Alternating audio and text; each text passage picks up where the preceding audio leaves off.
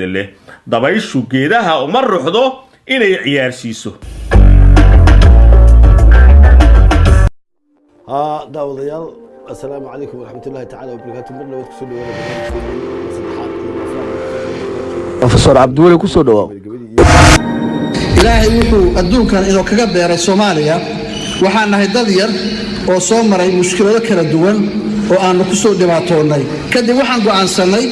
inaan yagleelno dawlad federaal ah annagu waxaan ku taaganahay go'aankaas laakiin maanta waxa inoo muuqda khatar weyn oo wajahday Soomaaliya maxaa loo gubayaa koonfur galbeed maxaa loo burburinayaa galmudug maxaa loogu dhaaranayaa Hirshabeelle maxaa loo carqaladayaa Jubbaland maxay dhibeen aqalka sare golaha shacabka iyo maamul goboleedyada haddii intaas oo dadihii aysan Soomaaliya danteeda ka shaqaynayn yaa Soomaaliya waa wax yar laakiin loo baahan yahay in shaqada siyaasigii xumaa siyaasigii dallayda ahaa uu muddo dheer u sheegayay dadka Soomaaliyeed inay jabeen in cid kaloo shisheeye ah la'aanteed Soomaaliya la dhisi karin waxaas muddo dheer yaa la faafinayay waxaan rabnaa waxaas wax jira ma aha yeelay isagiiba wuxuu yahay jaajuus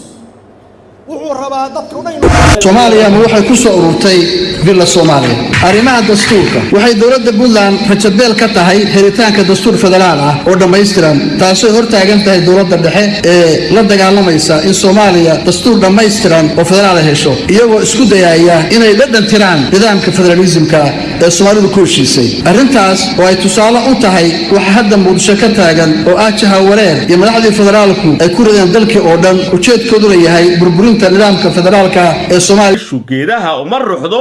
inay ciyaarsiiso